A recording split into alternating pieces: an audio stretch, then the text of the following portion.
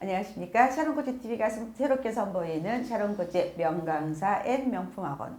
오늘은요, 우리 도곡동에서 지오 에듀를 운영하시고요. 또 남양주시 도농에서 Y2M 수학학원을 운영하시는 김윤수 원장님 모셨습니다. 반갑습니다. 네, 반갑습니다. 네, 반갑습니다, 원장님. 네. 우리가 지금 수학 얘기하니까, 우리 벌써 이 카메라 감독님도 긴장하시네요. 그렇죠? 네. 저도 긴장했고요. 사실 또 엄마들이 이렇게 수학을 나 사실 수학 못했어. 그리고 나 수학 머리 아파. 이런 분들도 많으시잖아요. 되게 많으시죠. 네. 그렇죠. 네. 그런 분들이 무심히 내뱉은 말이 아이들이 수학을 싫어하게 할 수도 있을 것 같아요. 네. 네. 그래서 대부분요, 네. 수학을 잘하는 애들의 특징은요, 엄마들이 수학을 좋아하더라고요. 관심도 많으시고. 그렇죠. 제 친구는요, 제일 재미있는 게 애들 수학 문제집 푸는 거래요. 그 재밌니? 자기는 그 어려운 문제를 끙끙대면서 딱 답을 만들어냈을 때 그 희열, 그 기쁨이 또 수학의 재미라고 하더라고요. 여러분들도 여러분 자녀가 수학 문제 하나를 갖고 끙끙댈 때, 와, 우리 아들이 지금 공부하고 있구나 이렇게 생각하셔야지. 애가 가만히 있는다고 너 뭐하니? 딴 생각하니? 이러시면 안 되는 거잖아요. 네. 자, 수학은 시간이 필요하죠? 시간이 필요하고 숙성되는 과정도 되게 중요하고요. 네. 그래서 이제 부모님들도 좀 공부를 하실 필요가 있는데, 네. 그래서 오늘 코치님하고 제가 또 그런 얘기를 좀 같이 해봤으면 좋을 것 같습니다. 막연하게 수학은 무서워, 수학은 두려워, 나 학교 다닐 때 사실 수학 못했거든 생각하지 마시고요. 오늘은요, 엄마가 우리 수학을 공부하는 시간을 만들게요. 네. 자, 그럼 뭐 먼저 아셔야 되냐면, 일단은 대한민국의 수학 교육의 교육 과정은 어떠한가? 그거 먼저 얘기해 보자고요. 네. 자, 우리 원장님 준비해 오셨죠? 네. 이 자료인가요? 네. 한번 보여드릴까요? 이렇게 넘겨서 화면으로. 자, 여러분 화면 한번 보세요. 네. 뭐 수학 과정을 제가 전체를 뽑아온 건 아니고 몇 가지만 일단 중요한 걸 제가 뽑아와서 정리한 건데요. 그러니까 부모님들한테 저는 꼭 권해드리는 게 수학 과정을 한 번 제대로 공부해 보시는 게 되게 중요하다고 저는 꼭 말씀을 드리거든요. 그러니까 수학 과정을 부모님들이, 그러니까 수학 문제를 풀란 얘기가 아니라 수학 과정 공부하시란 얘기입니다. 수학 과정을. 그러면 아이들 훨씬 더 효율적으로 지도하실 수 있고 학원 관리도 훨씬 더 효율적으로 시간 낭비 없이 하실 수 있는 건 큰 장점이 있으신 거죠. 자, 내려놓으시고요.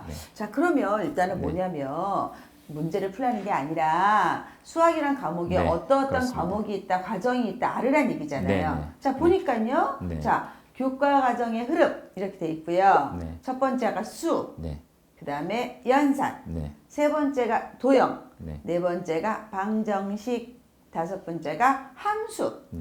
그렇게 나눠지네요. 크게. 그래서 우리가 보통 왜 뭐 대수와 기하 이런 얘기들도 예전에 많이 했죠. 대수기하, 근데 원래 이제 그 수학 과목으로 치면 그렇게 되는 건데 이제 교과 과정서에 조금씩 약간 변형이 돼서 학년별로 편성돼 있기 때문에 이렇게. 그래서 수라는 것도 뭐 100 이하 자연수가 초등학교 1학년 때 나온다면 그렇죠. 초등학교 조금씩 2학년부터는 확장이 돼서 숫자가 확장이 되고 해서 이제 초등 과정은 뭐 이제 그 자연수로 시작해서 맨 마지막에 초6 때 뭐 분수하고 소수로 끝나는 과정이거든요. 그러니까 크게 보시면 그렇게 수가 확장되면서 거기에다 이제 연산이 추가되는 거죠. 처음에는 이제 100 이하 자연수를 초1 때 하다가 초2 때는 4자리 자연수를 하다가 그 다음에는 3학년, 6학년까지는 분수, 소수 이런 식으로 점점점 확장된다. 이렇게 보시는 거잖아요. 그러니까 예를 들어서 사실은 분수 개념도 초등학교 애들 좀 어려워하잖아요. 그렇죠. 그래서 이제 분수 개념 처음 나오는 시기가 초등학교 3학년인데 그래서 초등수포자가 그때 제일 많으죠. 그러니까 초등학교를 1학년, 2학년, 3학년, 4학년, 5학년, 6학년 그렇죠. 나눌 때, 초등학교 3학년 때 처음 분수 개념이 나오고 그때부터 애들이 이제 머리가 아프다라고 되는 거죠. 자, 분수라는 게 사실은 우리가 집에서 피자 시켜 먹을 때 분수 나오잖아요. 이게 되게 중요한 것 같아요. 엄마들이 1학년, 2학년 애들한테 우리 피자가 띵동 배달 오면요. 잘라져 있잖아요. 그렇죠. 자, 이 원을 4조각으로 나눴네. 8조각 나눴네, 6조각 나눴네까지 누구나 다 알 수 있잖아요. 그렇죠. 자, 그랬을 때 이 한 조각이 전체의 6분의 1이야, 6조각이면. 네. 8조각이면 8분의 1이야. 자, 이런 거를 갖다가 분수라고 하는데, 분이 뭐냐면 한자어로 나눌 분자거든. 나눈다는 뜻이야. 라고만 해도 애들은 분수에 자신을 그렇죠. 가질 것 같아요. 네, 네. 그래서 그 개념을 일단 잘 심어주시는 거 되게 중요한데 네. 거기서 이제 개념이 좀 정립이 됐으면 네. 훈련을 많이 시키시는 게 중요해요. 네, 훈련. 네. 해보는 거죠, 자꾸. 그렇죠. 뭐 그렇게 네. 교구 같은 것도 활용해보고, 네. 그다음에 색칠도 한번 해보고, 그렇습니다. 그렇죠. 나눠본다는 거. 자, 이 분수라는 거는 그렇게 하는 거구나라고 안다면 애들이 쉬워질 것 같아요. 네, 네. 자, 두 번째 연산이 있는데요. 네. 아마 연산은 엄마들이 수학하면 연산 이렇게 생각할 수 있을 것 같아요. 초등학교에서는 연산이 굉장히 중요한 부분이라고 저는 생각을 하고요. 네. 그러니까 어차피 초등학교 때는 수학을 표현하는 도구가 네. 연산이고, 네. 뭐 중등과정도 마찬가지인데 연산이 조금씩 이제 확장이 돼가는 거죠. 네. 네. 그랬을 때 네. 이제 수학에 대해서 이제 어떤 분들은 네. 뭐 초시계를 재면서 자, 한 바닥, 있습니다. 자, 몇 있습니다. 초 네, 풀어 네. 이러는 있습니다. 분도 있고, 네, 네. 또 어떤 분들은 주산을 하는 분도 있고, 네. 어떤 분은 암산을 하는 분도 있고, 네. 어떤 게는 뭐 기적에 뭐 이런 거 계산법. 그런 것도 네. 있잖아요. 여러분들 좋아하는 거 이런 거 많이 하는데 네. 원장님 보시기 진짜 연산을 잘하려면 어떻게 해야 되나요? 자, 오늘 꿀팁 들어갑니다. 예, 가장 연산을 잘하는 방법.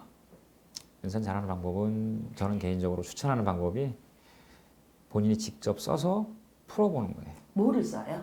종이에 네. 풀이 과정을 써서 풀어보는 겁니다. 근데 그게 이제 잘 안 지켜지는 학생들, 특히 남학생들 같은 경우에는 네. 풀이 과정 쓰는 걸 되게 싫어하죠. 맞아요. 마치 엄마 나는 머리 좋아서 식 안 써도 머리로 되거든 네, 네, 하고 네. 누워서 네. 침대에 누워가지고 이렇게 하는 애들 3학년, 4학년 되면 이제 실력 떨어지죠. 그렇죠. 그게 결정적으로 표시가 나는 게 네. 중학교 때까지도 그렇게 계산 과정 잘 안 쓰고 풀이 네. 과정 안 쓰고 네. 예, 그렇게 막 뒤죽박죽 써서 이제 푸는 친구들이 꽤 있거든요. 네. 근데 이제 이게 습관화되면 네. 고치기가 되게 힘들어져요. 그렇죠. 네. 그게 이제 정확히 무너지는 시기가 고1 때 고1 때. 바로 무너집니다. 지난번에 왜 우리 원장님 네. 그 공부 잘하는 네, 애 네, 네, 네. 그 수학 노트 보고 우리 막 감동받았잖아요. 네, 네. 어. 이게 수학 잘하는 친구의 특징이 뭐냐면 정말 글씨를 잘 써요.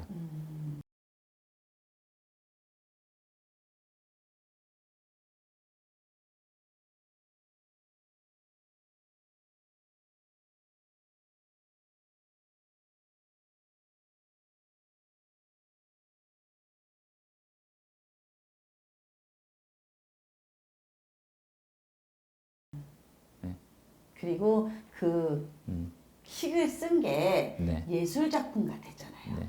너무 예쁜 거예요. 막 정말 남자인데 그 친구가 이렇게 뭐 외모는 안 미모가 보는데. 그죠? 네, 네. 노트만 보면 걔를 사랑하지 않을 수가 없어요.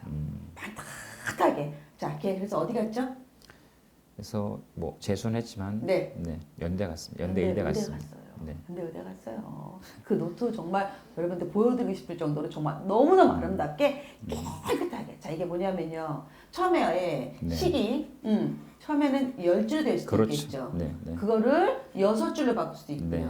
3줄로 바꿀 수도 있고요. 이 두뇌의 프로세스를 정말 아주 미니멀하게 만드는 거잖아요. 되게 그 중요한 훈련을 거죠. 해야 되거든요, 여러분들. 수학을 잘하려면. 그래서 여러분들이 단순하게 하지 말고 애들이 자꾸 궁리하는 과정, 두뇌 개발 과정을 갖다가 과정을 써보는 건 굉장히 좋은 거다. 네, 네. 그러면 엄마들이 그 뭐 암산하거나 주산하거나 이런 것들은 어떻게 생각하세요? 저는 개인적으로 도움이 된다고 보거든요. 충분히. 도움이 된다고? 네네. 네. 그러니까 이제 그 연산 일정 부분 암산이나 뭐 주산 같은 것들이 네. 연산 속도를 조금 증가시키는 효과가 충분히 있으니까 제가 네. 보기에는 특히 초등학교 시절에 저학년 시절에 시키시는 거 되게 좋다고 봐요. 저는 개인적으로. 근데 그게 뭐, 네. 뭐 잠깐 되겠지만 그거랑 수학이 동일시되는 안 되잖아요. 당연하죠. 수학이 이렇게 있으면 요 앞부분에 약간의 흥미를 끌 정도 네네. 아니면 암산에서 좀 속도를 늘릴 정도 요 정도 정도 되는 거잖아요. 네네. 그래서 그거 했다고 여러분 수학을 잘하는 거는 오해하시면 안 돼요. 네. 자, 세 번째 이제 이 도형. 도형. 특히 인문계열 애들, 네네. 이 여학생들, 많은 자극을 받지 않은 애들은 도형을 굉장히 두려워하죠. 네. 자, 도형을 어떻게 해야 잘할 수 있죠? 도형은 뭐 나중에는 어차피 이제 이 뭐 교구나 우리가 이제 쓸 수 있는 장난감 같은 걸 쓸 수 없기 때문에 네. 초등학교하고 조금 어린 시절에 이런 그 도형에 대한 조금 감각을 키워주시는 게 되게 네. 중요하다고 보거든요. 아, 어릴 때. 네, 네, 네. 네. 그러면 이제 특히나 이과를 만약에 이과를 갔다고 치면 3차원 도형이 나와요. 3차원 도형이. 3차원. 기하 벡터라는 과목에 3차원 도형이 나오는데 네. 이걸 문제에서 3차원 도형을 2차원 도형처럼 그려서 문제를 내는데 네. 조금 잘하는 친구들은 그게 이제 머릿속에 쭉 들어가 있는 거죠. 네, 그렇죠. 그러니까 네. 그래서 뭐 삼각형이 있는데 딱 볼 때는 삼각형이 실제는 그게 삼각뿔일 수도 있고. 그럴 수도 있는 거죠. 그렇죠. 네. 그러니까 시험지 뒷면에 도형까지 우리가 이미지를 해야지만 풀 수 있잖아요. 네네.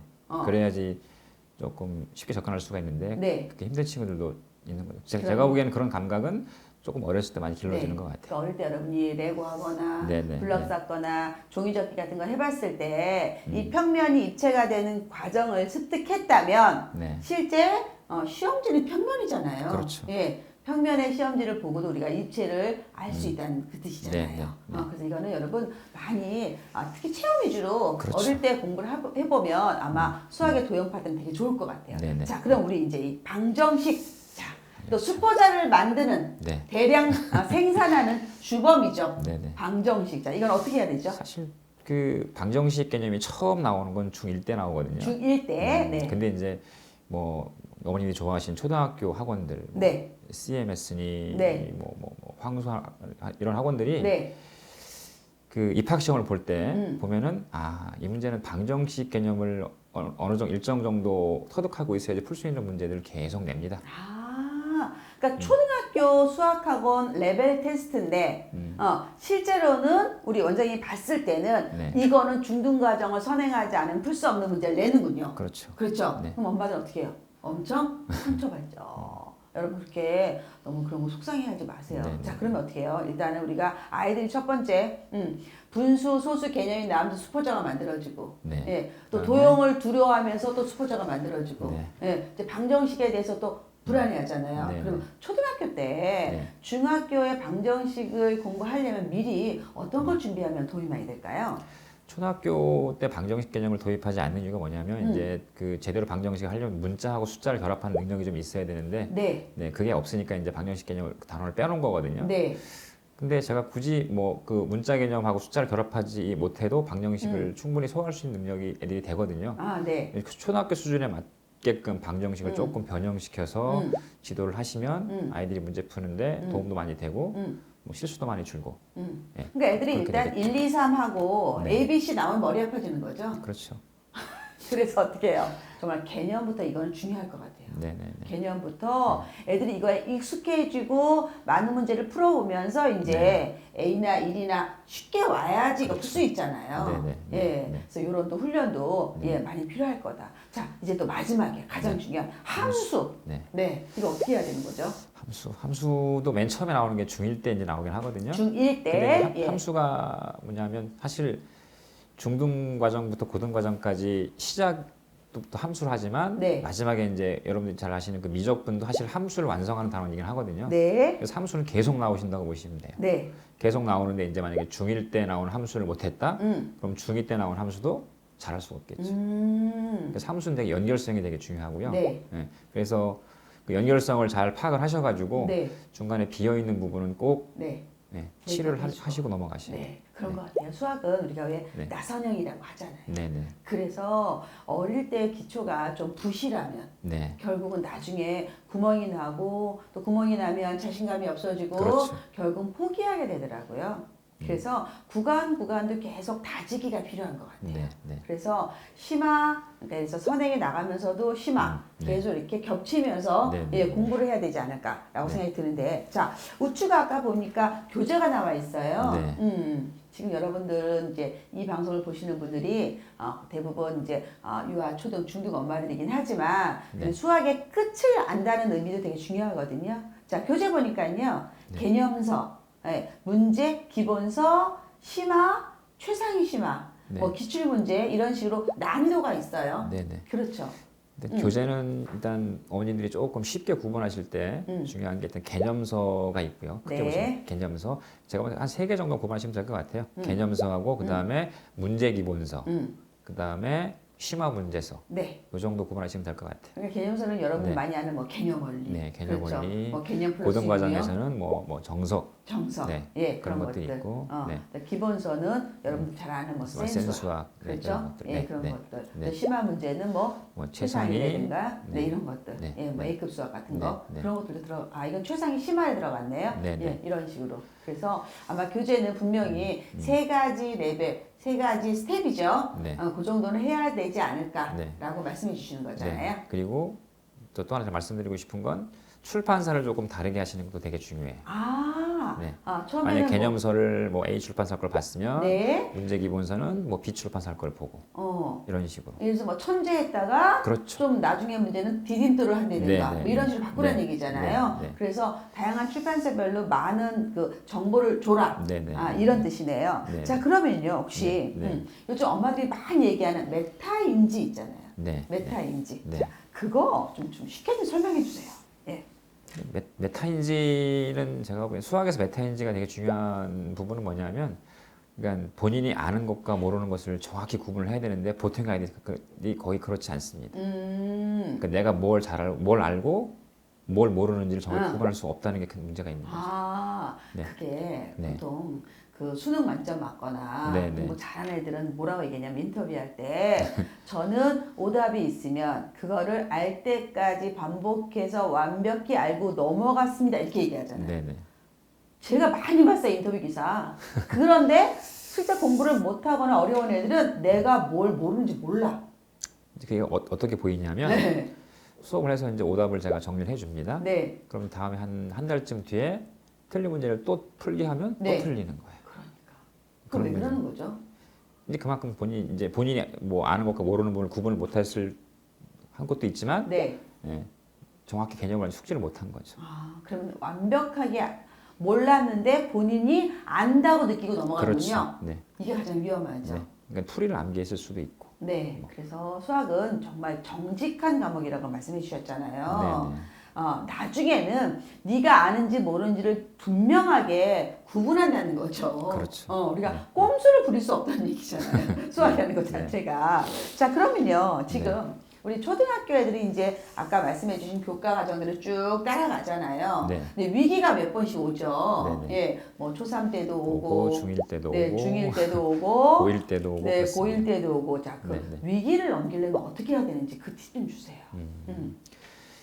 그러니까 그 과정을 일단 본인이 충실히 파악을 하고 있어야 되고요. 네. 만약에 이제 뭐 고1을 올라갔습니다. 네. 올라갔는데 당연히 뭐 중등 과정에 나왔던 것들이 그대로 반복이 되는 과정이 고1이거든요. 네. 근데 내가 이제 와서 중등 과정 중에서 뭐 함수 부분이 조금 약했는데 그 중에서도 어디가 조금 비어 있는지를 예, 본인이 캐치를 해가지고 그걸 꼭 정리하고 넘어가는 게 되게 중요하죠. 근데 거기를 꼼꼼하게 보라는 얘기가 아니라 네. 그냥 흐름을 꼭 잡아서 네. 예, 그 다음 그러니까 단계를 준비해 이런 거네요. 여기부터 여기까지 긴 강의예요. 네. 그렇죠. 자, 이 강부터 이 강까지 와야 돼요. 네. 근데 어떨 때는 뭐 높은 산이 있을 수도 있고 예를 들어서 뭐 깊은 물이 있을 수도 있고 이렇잖아요. 이 로드를 네, 네, 봤을 네. 때는 그래도 포기하지 말고 그렇죠. 쭉 오다가 보면 쌓이고 쌓여서 그렇죠. 네. 예, 마지막까지 가게 되는 그게 수학인 것 같아요. 근데 수학에 대한 명언이 있어요.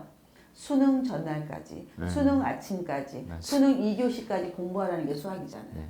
그래서 여러분이 수학을 먼저 빨리 했다고 좋은 건 아닌 것 같아요. 예를 들어서 뭐 고3들이 보는 모의고사. 네. 9월 모의고사에서 수학을 만점 맞았어요. 근데 수능에서는 어떻게 해요? 떨어질 수 있죠. 아, 되게 많이 맞습니다. 너무 많이 맞죠. 예. 국어, 수학, 영어 100 찍고 네. 9월 모의고사에서 결국 수능에서는 뚝 떨어진 애들 저희 너무 많이 너무 많이 봤잖아요. 봤습니다. 절대 방심하면 안 되는 과목이다. 네. 그렇다고 겁먹지 말자. 끝까지 가자. 자, 그래서 사실은 뭐가 중요하냐면 우리 클리닉이 중요하잖아요, 수학. 네, 네, 네. 그렇죠. 네. 그래서 우리 김윤수 원장님께서 도곡동에서 운영하는 지오 애들은 대부분 수학 클리닉 많이 해주시죠. 네. 아이들 오면 첫 번째 레벨 테스트 보죠. 네. 그건 어떤 식으로 보나요? 레벨 테스트 이제 학생 그 뭐 내신 데이터나 모의고사 데이터를 중심으로 해서 레벨을 편성을 해서 네. 시험을 보고요. 네. 그다음에 이제 그 단원별로 봤을 때는 이제 비어 있는 단원이 어디쯤 있는지 그걸 체크해서 네. 말씀을 드리고 네. 네. 그래서 뭐 네네. 2단원의 어떤 부분이 그렇죠. 약하다라고 네네. 얘기해 주시는 거잖아요. 진단인 거예요. 진단 네네. 여러분. 그렇죠. 이건 학원 테스트가 아니에요. 학원에 반에 입학할 수 있는지 반편성을 하려고 그런 하는 게 게 아니라, 아니죠. 그렇죠. 그게 아니고 이 친구의 어디가 문제가 된다라고 알려주면 꼭 여러분이 물론 김윤수 원장님한테 수업을 들을 수도 있지만 다른 데 가서도 그렇죠. 네. 이 과목을 요 위크 포인트는 꼭 잡고 넘어가세요라는 뜻이잖아요. 네. 역시 그렇게 하니까 훨씬 효과가 좋죠. 네. 네. 그래서 여러분이 아이가 수학을 못한다고 나는 3-1 한 번 또 풀고 또 한 번 풀고 또 한 번 풀고 이렇게 하면 실제 내가 아는지 모르는지도 모르고 그렇죠. 그 다음에 꼭 알아야 될 것도 검증이 안 되고 확인이 안 되고 네네. 네, 그래서 실제로는 저는 초등학교 4학년부터 수학에 대해서 꼭 점검을 한번 받으라고 권해드리고 싶어요. 그래서 저희가 또 효과를 많이 봤잖아요. 그런 식으로. 자, 또 하나쯤만 드리면요. 지금 우리가 수, 연산, 도형 이런 식이 있었는데 항상 이제 우리 원장님이 얘기해 주는 게 뭐냐면 아이가 능력이 있으면 초등학교 때는 학년에 구애받지 말고 그렇죠. 진도를 쭉 빼보세요라고 얘기해 주시잖아요. 그거 한번 설명해 주세요. 예. 그러니까 초등학교의 수학 중심에 이제 연산이 있는데 연산 같은 경우에는 아까 말씀을 드렸지만 숫자가 확장되면서 또 연산도 뭐 더하기 빼기 곱하기 나누기가 이렇게 쭉 반복되는 거거든요. 그래서 굳이 제가 보기엔 학년에 구애받지 말고 아이가 소화를 할 수 있으면 최소한 연산만이라도 무학년제로 이렇게 훈련을 시키는 게 되게 중요합니다. 그러니까 자릿수도 많이 하고 그렇죠. 그래서 3학년인데 그래도 4학년, 5학년이 푸는 연산도 한번 해봐라. 능력이 된다면 그렇게 되면 나중에 실제로 다른 이제 수학의 다른 과정을 배울 때도 이제 어떻게 보면 기초 체력을 만드는 거죠. 이렇게 보시면 될 것 같아요. 자, 오늘은요, 지오에두 Y2M 수학학원의 김윤수 원장님과요, 우리 수학의 교육과정, 엄마들이 이 교육과정을 알면서 훨씬 더 수학에 대한 두려움도 없애고 아이의 교육에 도움이 되라 이런 뜻으로 만들었습니다. 원장님 고생하셨고요.